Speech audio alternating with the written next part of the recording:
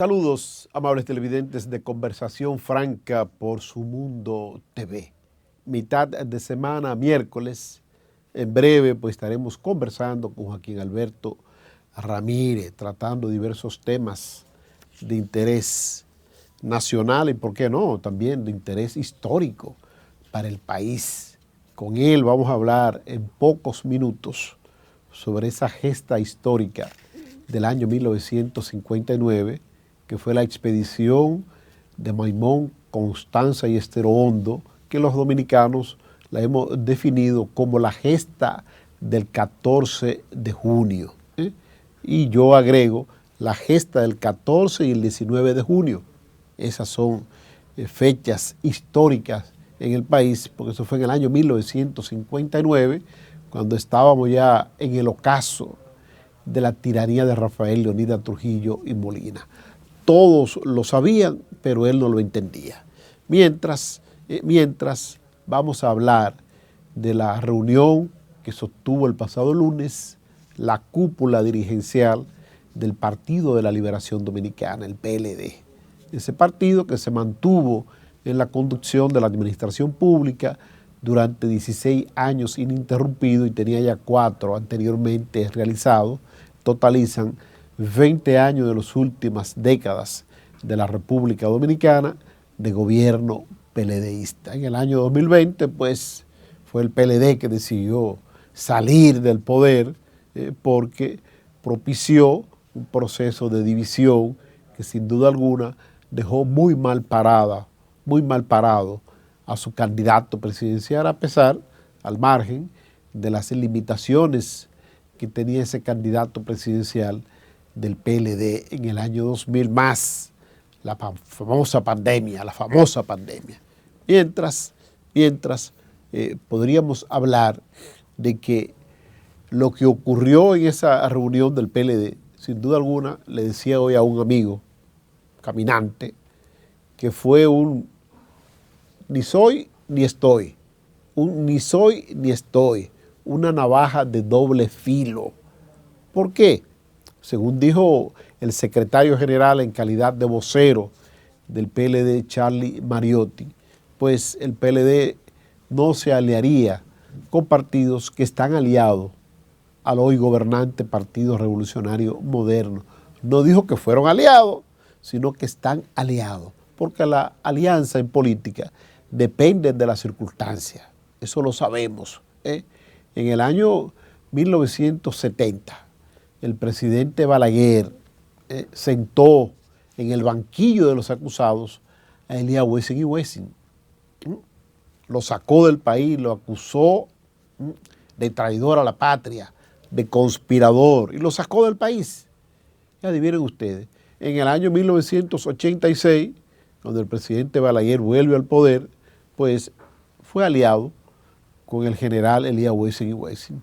Lo restauró y lo llevó nada más y nada menos que ser ministro de las Fuerzas Armadas, secretario de las Fuerzas Armadas. Y fueron enemigos políticos. Sin embargo, la historia los unió. El caso del PLD saborea por primera vez las mieles del poder en el año 1996, después de haber pactado una alianza con Joaquín Balaguer, ese a quien el PLD criticó de manera dura por la mala ejecutoria de gobierno, la mala ejecución gubernamental. Los gobiernos de Joaquín Balaguer, gobiernos sangrientos, que fueron la continuidad de los 31 años de gobierno de Rafael Leónidas Trujillo y Molina. Pero sin embargo, el PLD terminaría aliado al Partido Reformista Social Cristiano en el año 1996 para cerrar el paso al posible triunfo del doctor José Francisco Peña Gómez. PLD aprendió ahí lo bueno que era el poder, absorbió parte del reformismo. En el año 2000 vuelve el PLD a tratar de mantener el poder, pero se equivocó de candidato. Se equivocó de candidato porque las voces decían que el candidato no era el que eligió el PLD, Danilo Medina Sánchez. Las voces decían que el candidato era Jaime David Fernández Mirabal. Por eso el eslogan de Jaime David era poner el oído en el corazón del pueblo, en el corazón del pueblo. Pero no lo dejaron sus compañeros poner ese oído en el corazón del pueblo y todos sabemos lo que ocurrió en las elecciones del año 2000. Barrió Hipólito Mejía Domínguez con el electorado, ganó de manera cómoda las elecciones, no superó el 50+1, pero obtuvo un 49, ya casi el 50%, mientras el PLD se quedó lejano en un 25%, 24%. Entonces el presidente Balaguer, que estaba en su último cartuchazo político, logró que creo que fue un 24 o algo un poco más de por ciento, y la alianza entre ambas fuerzas políticas podía haber repetido el hecho histórico del año 1996. Entonces esto lo hago como remembranza, como background, de lo que significan las alianzas políticas. En ningún partido que quiera gobernar los destinos del país puede pretender hacerlo de manera aislada, de manera sola. ¿Por qué? Porque ningún partido aquí en República Dominicana ha ganado solito. Ninguno. Ni siquiera en el año 1978, cuando había una corriente bien fuerte de decirle no a Balaguer, el PRD, que era el líder de la oposición dominicana, podía ganarle a Balaguer solo. Tuvo que conformar lo que se denominó el Acuerdo de Santiago. Ese Acuerdo de Santiago era un pool de partidos políticos que apoyaron las aspiraciones presidenciales del entonces candidato PRDista Antonio Guzmán Fernández, y así pudo Antonio Guzmán Fernández ganar la presidencia de la República. En el año 82 tuvo de nuevo el PRD que acudir a la alianza, pero en el año 1986, para poder reconquistar el poder, el Partido Reformista Social Cristiano, teniendo como candidato a Joaquín Balaguer, tuvo que acudir a esa parte importante de nuestro proceso político, que es las alianzas. Históricamente hablando, ningún partido político aquí en República Dominicana ha ganado solo las elecciones. Ninguno. Entonces ahora tenemos un partido que por primera vez dirige los destinos de la nación, que es el PRM, que nació de un partido muy viejo, creado en 1939, que es el PRD, por eso mantiene mucha costumbre, muchos vestigios de PRDismo. Entonces, este partido, creado de cara al proceso electoral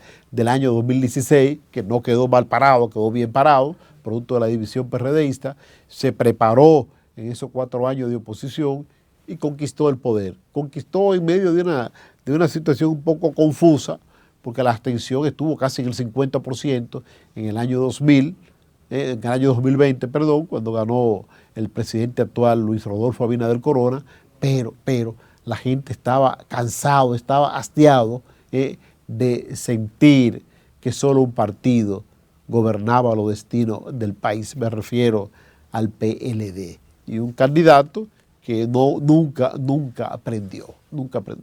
Entonces, para concluir con relación a esto, debo decir que la decisión del PLD con relación a las alianzas, que es la parte importante, yo diría que es interesante.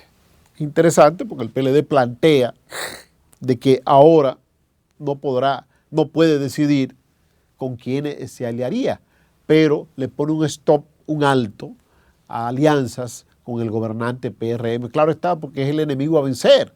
Usted no se va a aliar con el enemigo a vencer. Es diferente al PRM del año 2020, que era el que tenía enemigo a vencer. El enemigo a vencer era el PLD en ese entonces, en el año 2020. Ahora es el PRM el enemigo a vencer.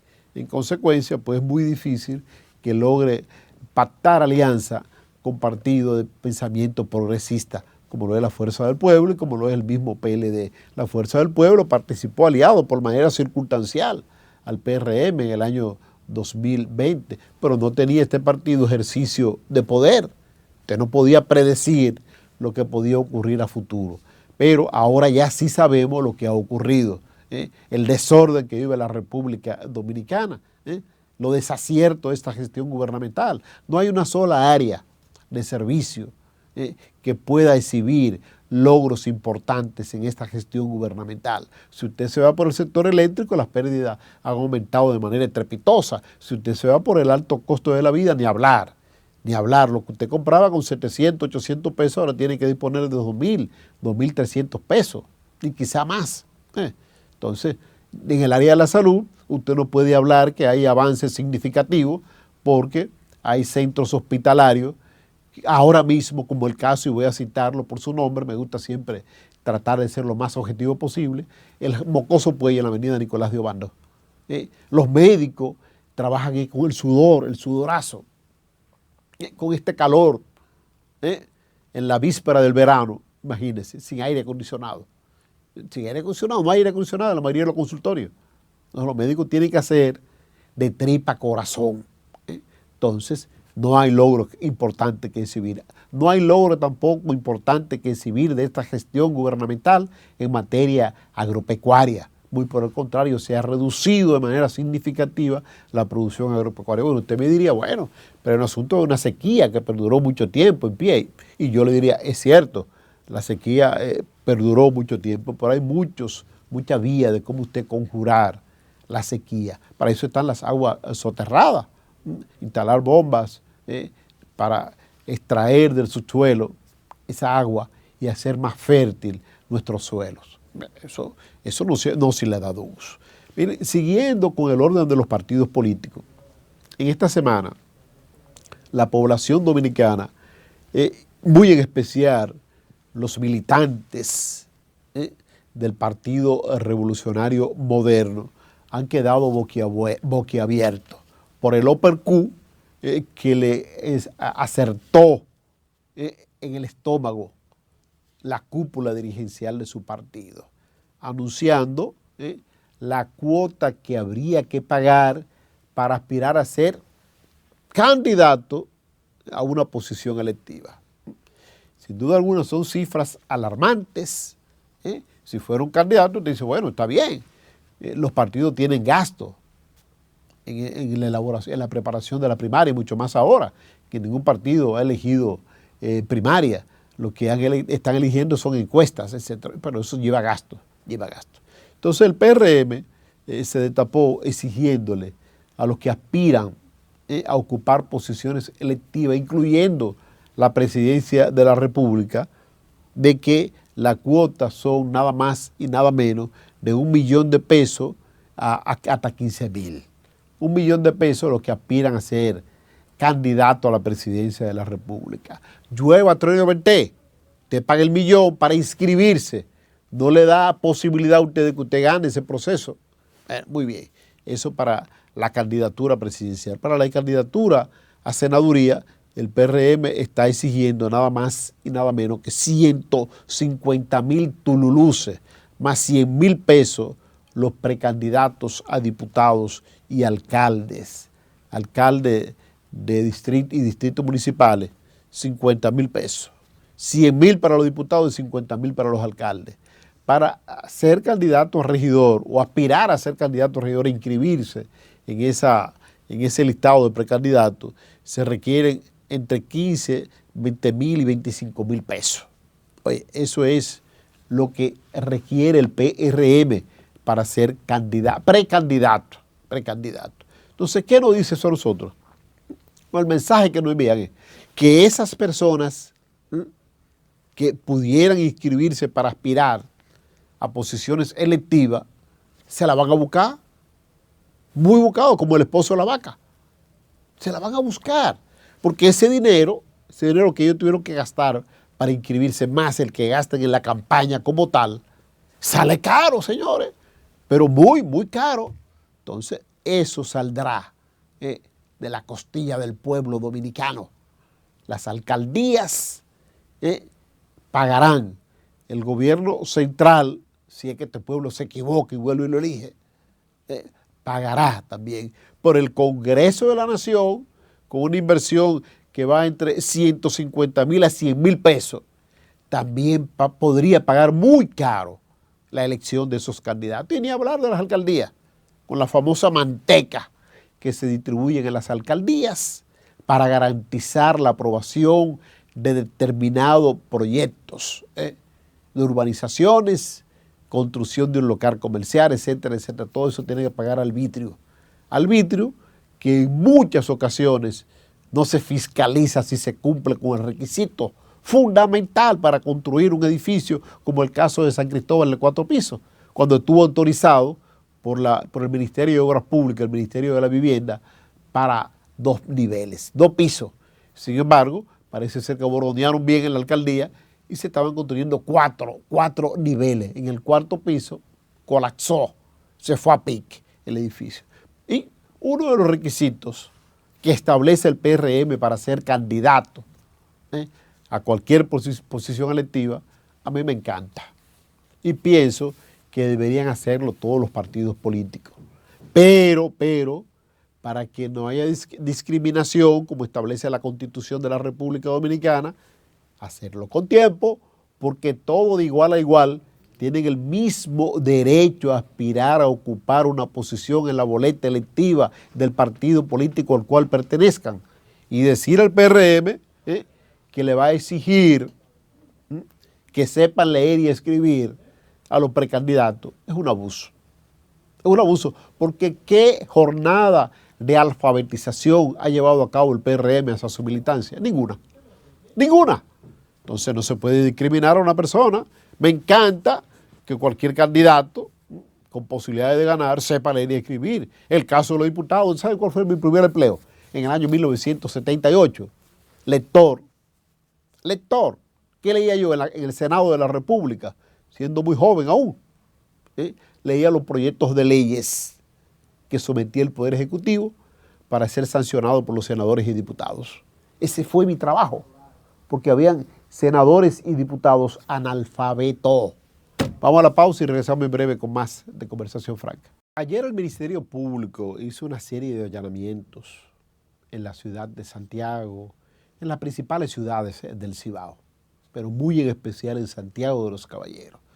Una ciudad que ha crecido bastante. El negocio en Santiago, la actividad comercial en Santiago ha crecido de manera exorbitante. Creo que una de las ciudades de mayor crecimiento de la República Dominicana. Pero así como ha crecido en materia comercial, también ha crecido en materia de criminalidad. En Santiago, en muchos lugares de Santiago, la gente no se atreve a andar de noche.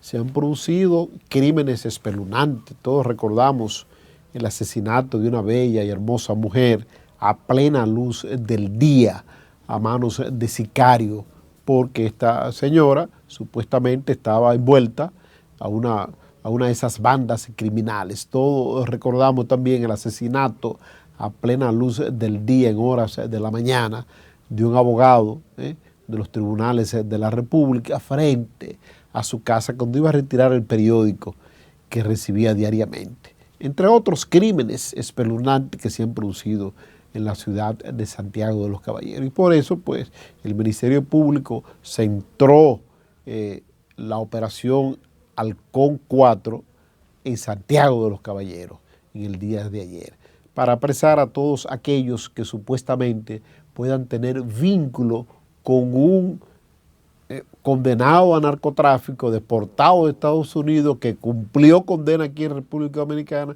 que salió de la República Dominicana rumbo a Colombia, de Colombia llegó a España, y en España con documentación falsa, y en España el hombre pues se nacionalizó.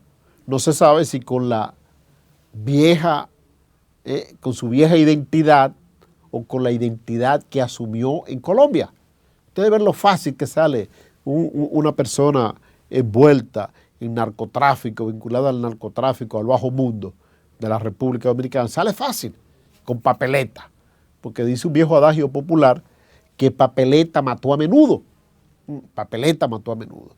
Este señor, que responde al nombre de Joel Ambioris Pimentel García, por mala suerte, para mí, tiene de segundo apellido el mío.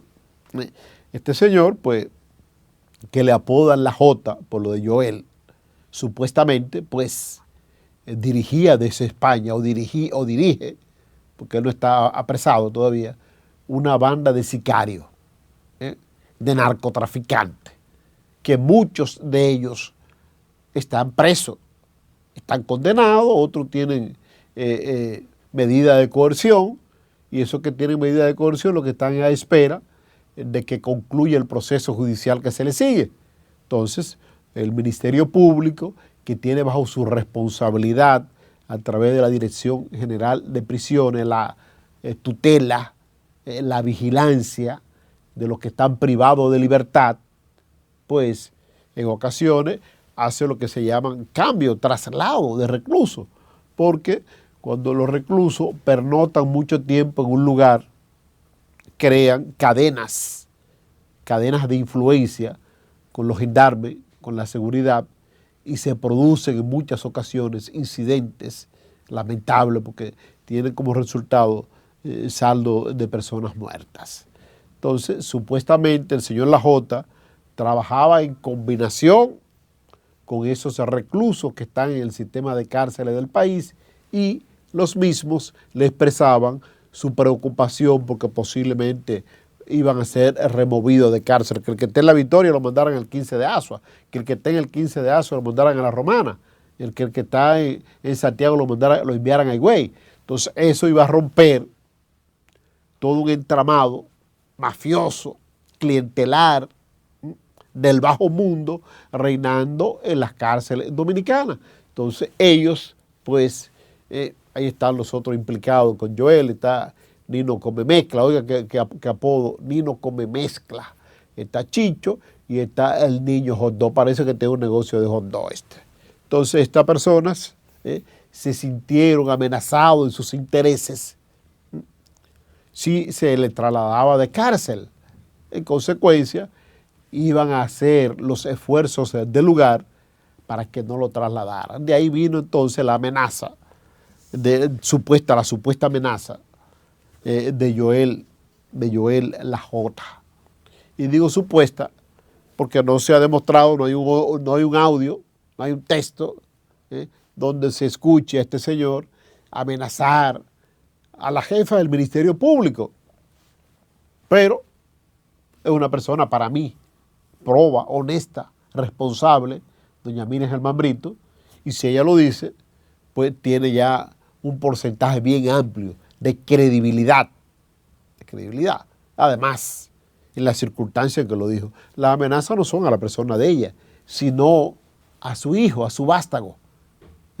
Nosotros sabemos cobrar, deje a esa gente tranquila. Supuestamente es el audio que se le envió a doña Miriam. Sabemos cobrar, deje mi gente tranquila, no lo mueva del sitio, pero ven acá. ¿Y qué es esto? ¿Qué es esto? Aquí, real y efectivamente, el sistema penitenciario de la República Dominicana tiene muchas, pero muchas debilidades. Hace tiempo que se habla de aparatos especiales para bloquear las redes celulares, las redes de comunicaciones inalámbricas, tanto las redes telefónicas como tal, como las redes de internet, el acceso a data. Y hace tiempo que se habla de eso, incluso los reclusos tienen prohibido usar teléfono. Pero papeleta mató a menudo. Policía ganando centavos, con necesidades en sus hogares, comienzan cogiendo 500, 1,000 pesos, 2,000 pesos, y tienen que pagar, cada celular de eso paga una mensualidad, o un semanal, porque en las cárceles no se usa el código mensual. En las cárceles se usa el código semanal. Tienen que pagar un semanario. Toda la semana hay que pagar para usted poder acceder, tener derecho a usar un celular. Celulares que se prestan a muchas diabluras. Porque aquí hay gente, como en toda parte del mundo, que se dejan intimidar por la vía telefónica de cualquier pelafután, de cualquier salta para atrás. Alguien pues llama a su hogar que le pasó un accidente a fulanito de tal. Investigan primero, una persona, hijo de la casa, y necesita urgentemente ayuda. La llamada se va, mire, póngame una tarjeta de 100 pesos. Pero es un hombre que está en la cárcel, le pone una tarjeta de 100 pesos, ahí le dice que fulanito, lo amenazan y lo extorsionan, lo pican, como decimos en buen dominicano, le quitan dinero. Porque el que está preso está cohibido de su libertad, no está por ser santo, no. Muchos de esas personas que están guardando prisión son inocentes. Pero la gran mayoría tienen un prontuario enorme de hechos delictuosos, de hechos criminales. Saben muy bien que el resto de sus días la vivirán en una cárcel y por eso siguen haciendo maldades, siguen infringiendo el sistema de leyes de la República Dominicana, porque eso no tienen absolutamente nada que perder. Lo más preciado que tiene un ser humano es la libertad. Eso es lo más preciado. Y si usted la pierde, ahí le da valor a esa libertad. Puede cometer un error, valoró por perder la libertad de manera temporal, la valoró. Y cuando la recupera, va regenerado, que eso es lo que busca el sistema de cárceles del país y del mundo. Vuelve regenerado a la sociedad, el lobo manso. Pero no, aquí no ocurre eso con muchos de esos delincuentes. Esos lobos llegan como lobos y se convierten en tigres, en leopardos, en leones en las cárceles dominicanas. Y eso es muy difícil de controlar con el actual sistema penitenciario reinante aquí en la República Dominicana, porque se le puso un stop al sistema penitenciario que se estaba instaurando en la gestión de Radamés Jiménez Peña al frente de la Procuraduría General de la República. Humanizar el trato que se le brinda a aquellos privados de libertad, tratar de formarlo con oficio técnico para que el que cometió el error vuelva regenerado a la sociedad, tratar de hacer ese señor un ente productivo desde el lugar donde está privado de libertad para que cumpla con los compromisos familiares aún estando ausente. Eso es lo que se debe buscar con un sistema penitenciario moderno, no llevarlo a un almacén de seres humanos como es la cárcel del 15 de Asua, como es la cárcel La Victoria, entre otras cárceles del país. Vamos a la pausa y regreso en breve con más de Conversación Franca. Ya tenemos a Joaquín Alberto Ramírez, tal y como le prometíamos al inicio del programa. Con él vamos a abordar el tema que para nosotros los políticos, los comunicadores, siempre es, si se quiere, abrasador, el tema de la expedición del 14 de junio del año 1959, que decía yo que no solo es el 14, que hablamos del 14 de junio, también hay que hablar del 19 de junio. 19 de junio, esa expedición del año 1959 que comenzó a marcar ya el final de la dictadura, que se rebosó la copa con el asesinato de las Mirabal el 25 de noviembre de 1960. Joaquín Alberto. Bueno, nada, contento de estar en el ombligo de la semana, ¿no? Miércoles, sí. Y no ha coincidido con una fecha histórica del pueblo dominicano, del 14 de junio, conmemorando esa llegada del 14 de junio del año 1959, donde en un DC-3 que aterrizó en Constanza y dos balsas, una en Estero Hondo, otra en Maimón, por eso es que la gente llama de los héroes de Constanza, Maimón y Estero Hondo, la Carmen Elsa, bajo la dirección de José Horacio Rodríguez, hijo de un prócer que yo creo que nunca le han tomado en cuenta las contribuciones democráticas que hizo, que fue Juan Rodríguez García, amigo de Bosch y que participó también en la de Cayo Confite, que se frustró en el año 1946. O sea que ya este es un hombre que viene... 46, sí. Después, 13 años después, porque esta fue incluso insuflada con el triunfo de la Revolución Cubana, que entrenó en 1000 cumbres en Pinar del Río a la gran cantidad de personas de todos los países que estuvieron ahí. Porque ahí habían 18 cubanos, habían 13 venezolanos, habían 7, no 7 nacionalidad, pero vamos a distinguirlo así, puertorriqueños, pues no es un país todavía libre. Habían 2 españoles y 2 norteamericanos. La otra balsa de Tinina entonces estaba José Antonio Campos a cargo de ella, Campos Navarro, y hay una figura que incluso lleva el nombre de una de las calles de la feria del Centro de los Héroes, que es Juan de Dios Ventura. Simó. Juan de Dios Ventura Simó. Capitán activo del ejército en los tiempos de Trujillo. Tuvieron que llevarlo a televisión apuntado para que dijera que él era un infiltrado de la misión, y entonces al otro día, oh casualidad, Ramón, supuestamente muere un accidente aéreo, pero la práctica fue que lo crucificaron, lo clavaron a la pista de Constanza y lo dejaron que se muriera por la insolación y la deshidratación.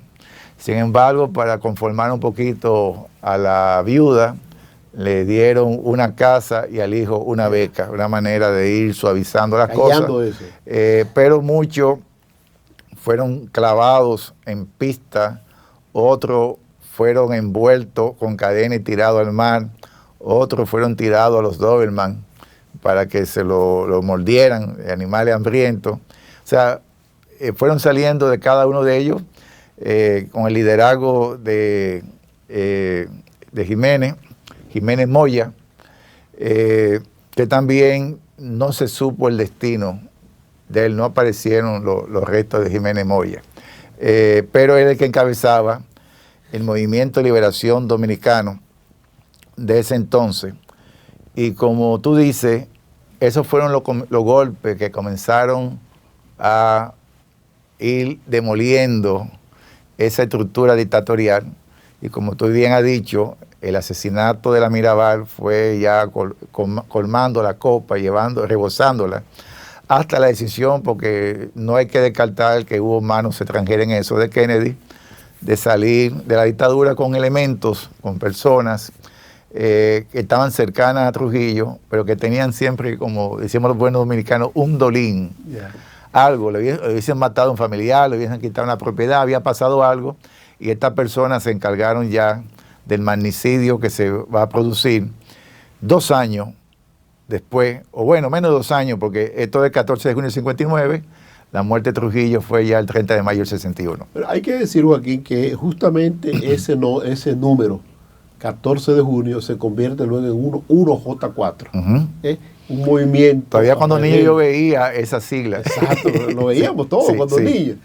Un movimiento de rechazo, de repudio al régimen de Trujillo, que justamente Manolo Tavares Justo y Minerva Mirabal, la esposa de Manolo, abrigaron esos ideales. Y los padres de Minú. Y los padres de Minú. Y bueno, hay un hijo, José Horacio, está ahí como diputado. Exactamente, sí. Que abrigaron este ideal, y justamente ese ideal se convirtió en un movimiento político. Yo diría que el primer movimiento político presente aquí en la República Dominicana, que buscaba derogar, romper, terminar con la dictadura de Rafael Leónidas Trujillo y Molino, porque el PRD se creó en 1939 en Cuba. No había llegado aquí a la República Dominicana, llegó aquí a la República Dominicana luego con la caída de Trujillo, el 5 de julio del año 1961. Ángel Violán, la avanzada del PRD, llegaron los principales Mainal y Reina del PRD, un grupo importante, mentes brillantes en ese entonces, y personas decididas a luchar por mejores condiciones de vida para la República Dominicana. Justamente esa avanzada que llegó primero que Juan Bosch, y luego llegó el profesor Juan Bosch, y ese movimiento prendió de inmediato, porque justamente tenía pensamientos liberales, pensamientos de una patria mejor, de dejar atrás ese trujillismo. Fíjate que una de las cosas que causó, si se quiere, cierta inestabilidad desde el inicio del gobierno de Juan Bosch, es que el gobierno de Juan Bosch nace como un gobierno que desconocía por completo lo que fue Trujillo. Y una dictadura de 31 años así, de golpe y porrazo, tú tienes que ir desmontándola de manera paulatina, porque los guardias no quieren que le quiten su poder de una vez, como dicen. Sí, el caso de Bosch enfrentó todos los poderes fácticos, absolutamente todo. Enfrentamiento con los militares que tenían su cogioca a través de la famosa cantina que venían del Consejo de Estado, y de las compras que se hacían sobrevaluadas, la Iglesia Católica, por el dominio que tenía de la educación, entonces se introduce la educación laica. Ya el padre Silva decía que vos es el hosto dominicano. Hostos siempre tuvo un criterio de que primara lo científico por encima de las creencias, como debe ser en el mundo de la... entonces era un cuestionamiento fuerte para ciertos sectores, en aquel entonces. El enfrentamiento con la prensa, hay prensa que se presta, ¿verdad?, al juego del chantaje y de darte linsoja y alabanza, si te manejas bien con ella, y crítica y exageración de algunos puntos débiles, si no hay nada, si no hay el calcio, como decimos ahora en estos tiempos. Enfrentamiento con el sector empresarial por las diferentes medidas, como fue la de el precio tope del azúcar que aconteció en los gobiernos de Juan Bosch, y enfrentamiento con sectores de Estados Unidos. El mismo presidente Kennedy tenía dividido el gabinete del qué hacer con Bosch, porque mientras Kennedy quiso presentar a Bosch como la vitrina en el Caribe de la vía a seguir, pues recuerden que la Revolución Cubana era reciente y había una línea bien clara en Estados Unidos que no podía haber una segunda Cuba en el Caribe. Claro, sí. A mi entender, Bosch recibió siempre el respaldo de Kennedy, pero ya había sectores dentro del gobierno de Kennedy que entendía que había que salir de Bosch también. Bueno, yo quiero compartir con los amables televidentes, Joaquín, y contigo también, el himno del 14 de junio. Llegaron llenos de patriotismo. Exacto, vamos a escuchar, que es un video también, un video que nuestro señor director lo tiene en Cuba ya hace rato. Bueno. Lo buscó y lo tenía ahí capturado, para que es una síntesis de cuál era el pensamiento de estos hombres que despectivamente se le llamó los barbudos. Los barbudos. Bueno, porque producto de estar en las montañas, de estar era revolucionario. Le creció la barba, no fue a propósito, le creció la barba, y entonces Fidel Castro se caracterizó por la barba, que también fue producto de estar en las montañas, en las escarpadas sierra maestra. De los tiempos de Marx, de Engels, creo que el único que no tenía una barba frondosa era Lenin. Adelante, señor director. Video. Ese himno inmortal en homenaje a esos combatientes del 14 y 19 de junio de 1959.